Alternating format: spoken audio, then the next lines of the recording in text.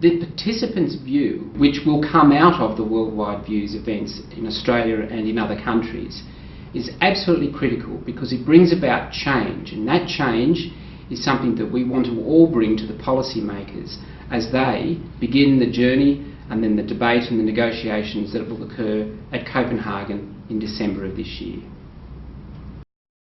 PricewaterhouseCoopers really does believe that in the move towards this low carbon economy that the world is going to see over the next few years, that what's absolutely critical is that the policymakers and the politicians put in place the right strategic framework for our future economy and for our environment.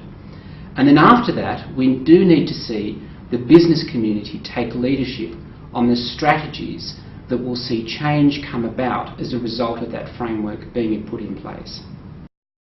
PricewaterhouseCoopers undertook its third survey on business sentiment around its readiness for a low carbon economy. That survey was undertaken in April of this year, and our report came out in June, looking at the business sentiment around their readiness, their preparedness for a market-based mechanism to address climate change. And it came up with a number of challenges that both government, business and also the broader community really should appreciate.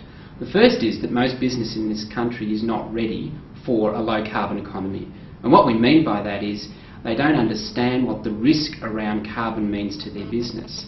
Now, if they don't understand what that impact is going to be, what the price impact around carbon is going to look like, what the liability that companies are going to have in their trading in this new emerging trading scheme. These are big legal and financial and economic implications for companies in the top ASX 100 of our country. And so with that, looking at their readiness for that and understanding where they understood their position within this global economy enables them to understand what the steps need to be taken. So very basic things like understanding, do you really appreciate what the level of carbon within your own business looks like? And that really is quite different from those in the energy sector to those that are in consumer and retail. But at the end of the day, carbon, much like energy, passes through everything we touch and feel in our economy. And when you start to put a price on that that's over and above the standard electricity price that you and I pay when we turn on a light or put fuel into our car every day, then you really do begin to appreciate that this is a cost that you want to get rid of. And that's where business is not really ready for understanding what it needs to do to get rid of that cost. So we interviewed 150 CEOs in this country at the ASX 120, and then we did it across a number of sectors, so energy and resources, transport, construction, financial services.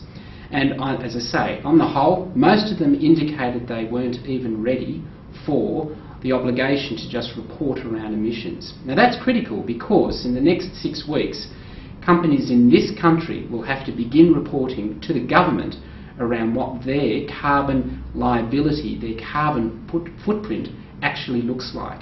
And with that, the government will then prepare the very important step of telling what those companies need to do to reduce the size of that footprint.